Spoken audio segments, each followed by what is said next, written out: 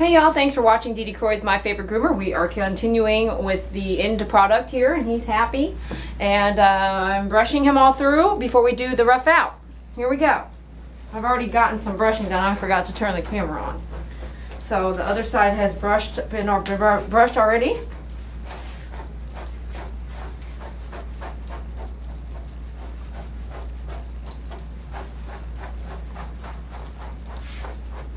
His skin is new to the brushing, so I'm trying not to push too hard. I'm just barely grabbing it because I did do some brushing in the tub. You notice I didn't brush earlier, so very little brushing is causing, I can tell the skin is a little irritated, so I'm just not trying to push too much. And that was just from brushing in the tub, so we just need to get his skin used to more brushing,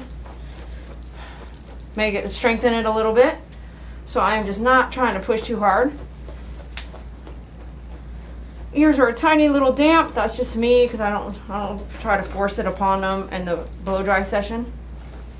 You can see the dog up stand in use during the drying on a different video I just loaded. Shorter one, but that dog up stand has really helped him stand up and dry fast, like help me dry him faster. So cool. It was so cool.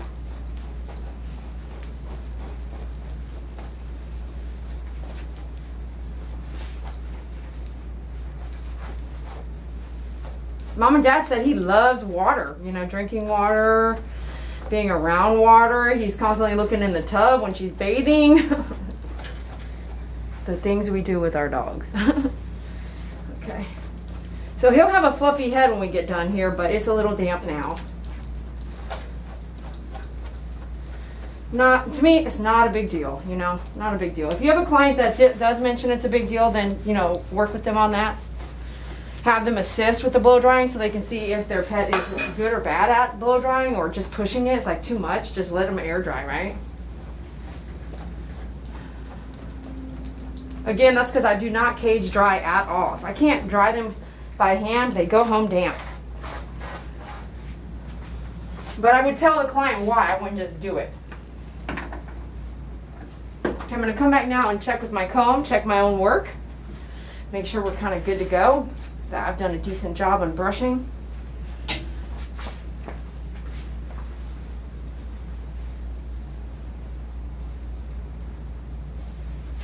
Especially that neckline, right? And the ears. Such a good dog, isn't he, you guys? For a puppy? Holy cow. Where was she? Well, she rescued him, so. She rescued him from a rescue group, a poodle rescue group up in Frisco or Plano, I think. Frisco, maybe. So, can you believe these dogs are out there for rescue? Go rescue a dog.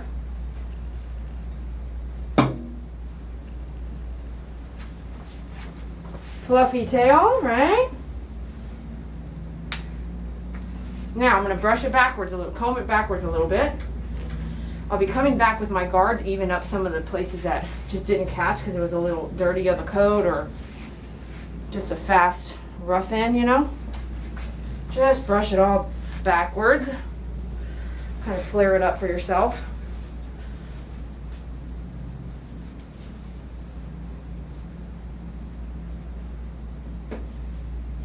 I'm going to leave the feet kind of teddy bear round, thick, and not shaved, so every dog's different. There we go. There's a spot in there, huh? Get that. Okay, good. Don't be afraid. No one's ever perfect. So double check your own work out there, you guys. And by the way, after we get off the camera, sometimes, I mean, I'm still tidying stuff up. If you see something before you totally let that dog go home. If you see something on the floor, handing the dog to the parent, if in the cage, grab it, you know. It isn't like I'm done touching this dog after the video. There's other things happening. Okay, tin blade with your one guard. We're going to go down and repeat. I'm going to have my little tiny brush that does nothing for me except remove a hair around. I'm going to have that in my hand to just kind of help me work quickly, brushing that, like brushing it back so I can kind of grab some more.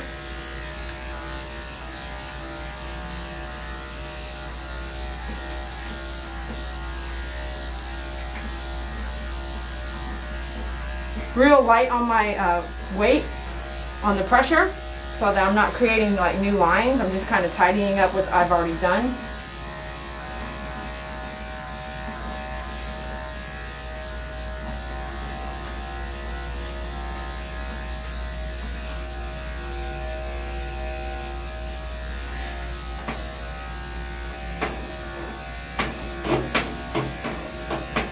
If you can do a guard down here, even come back with a 2 guard on the legs, and you won't have to do so much hand scissoring. It's much less work on your wrists. So I would prefer to do guard work than scissor work because of just the wear and tear on our wrists and fingers for that scissor work.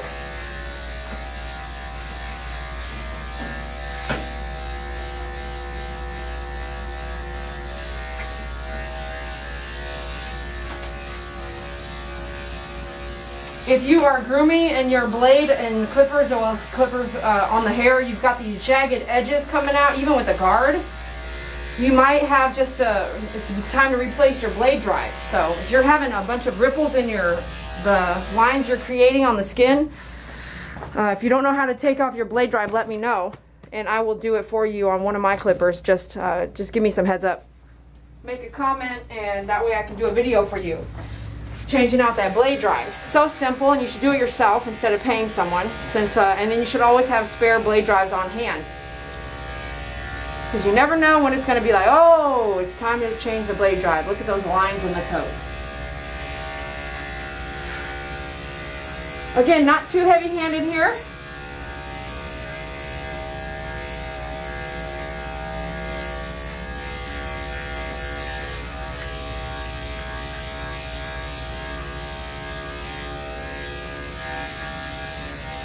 I'm holding my cord so I can go faster and swing my clippers around a little faster. So whatever helps you kind of go faster if you need to go faster, right? I am crunch time because I got another appointment after this at another location, so I am not trying to waste time here at all. And the client kind of knew because I had worked her in late last night or late yesterday.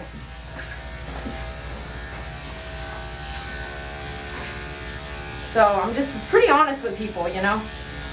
I'm like, hey, I'm working you in. I don't like to work people in like this, but this is the only time I've gotten the next 2 weeks. So if you want it, it was an 8 o'clock appointment this morning.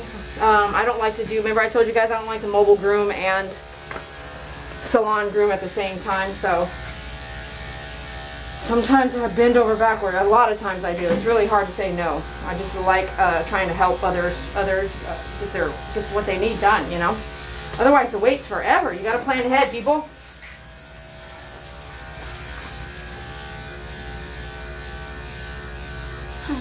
Hi, baby. Oh my goodness.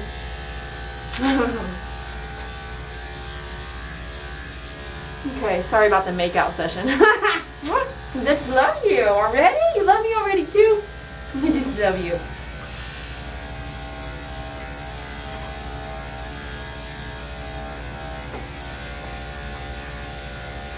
Okay, so they're not going to really see, if I leave the head damp like that, they're not going to really see the fluffiness, but I hope it's okay. We'll see what happens. We're almost done. Let's see. Those are the lines from the brush, so I'm not digging. This is just a shaper brush. Okay, we'll come back this way maybe. Okay, you want to see what I'm working with? I'm going to sweep all this down. You want to stand up for me?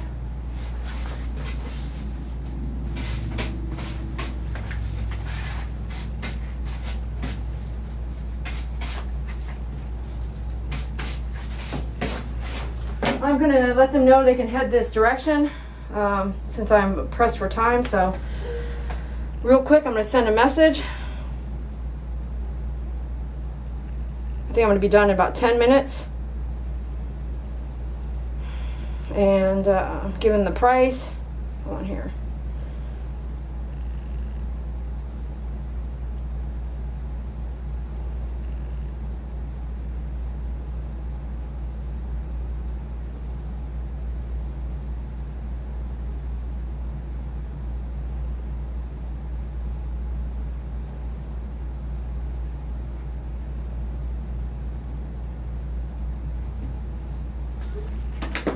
Okay, so I got them moving, and I'm gonna scissor his feet. And my dog upstairs is in the bathtub, so I'm gonna just try to work with him real fast here. Get your comb. Now I'm just shaping up. Remember, I was gonna do this like teddy bear paws, which means like a bear, you know, like real fluffy. Not trimming them all the way up to like the bone, which is what I do sometimes, especially if it looks like the in between the pads and in between the digits are actually matted, you know, all the time or whatnot. So I'll take them short, but I like this whole, what I call would be a teddy bear look on here.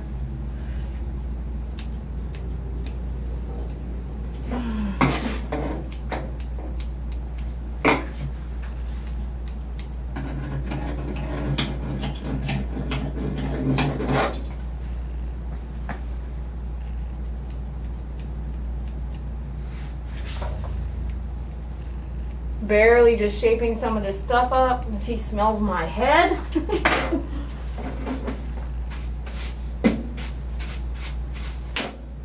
Just shaping the roundness here.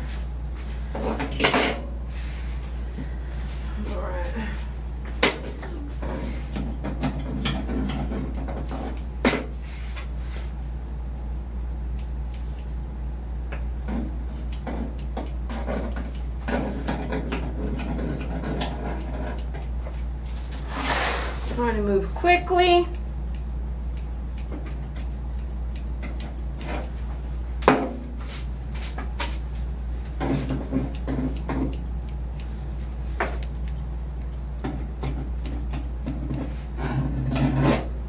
If I can, I'm going to dry his head a little bit more with the just the fluff side of the blow dryer. But if I can't, that's fine. I'm just gonna leave it as is. We'll see how much time I have left. I gotta actually do clean his ears, pull his ear hair and clean his ears. So that's more important right now. So we'll get into here.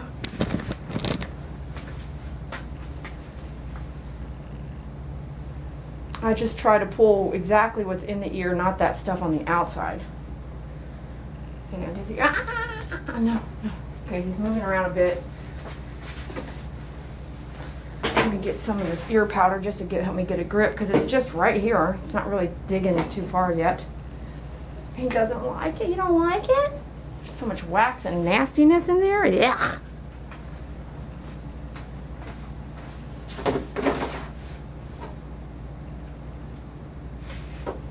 Okay, I'm gonna go ahead and clean them first and get that out of the way and see what I'm working with here.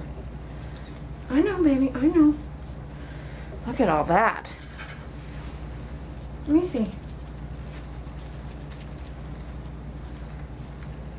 Yeah.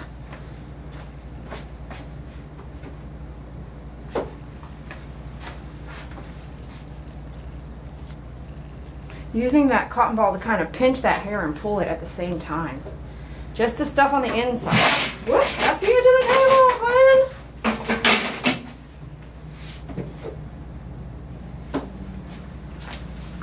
You guys know that has happened to you before.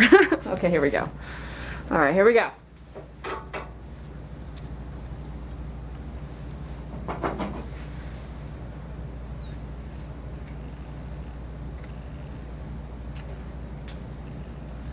Okay, let me see here. He is totally fighting me a little bit. I'm just gonna get some of the big stuff and get out of there. You'll do this again later. He's young, so don't make it devastating. Yeah, that's nice. That's nice there. Okay, let's do the other side.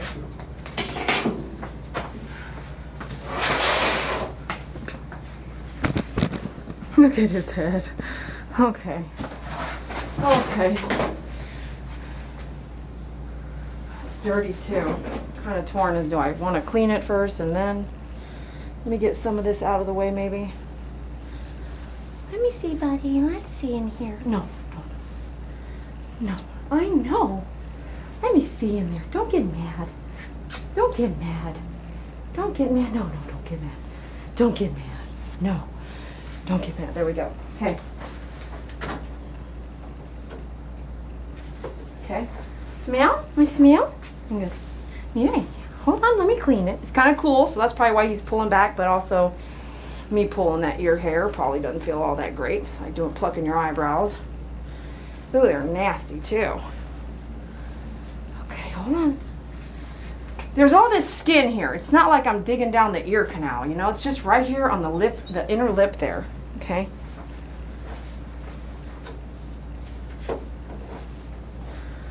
Okay, hold on. There's still more. It's like a big wax ball right there, like where I could see it. It's like stuck in all this hair.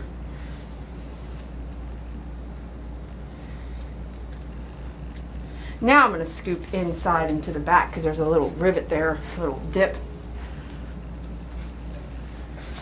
And I'm going to revisit a little bit of this hair I saw. It's kind of a big chunk of hair. Yeah. You guys love my comments or what? Okay.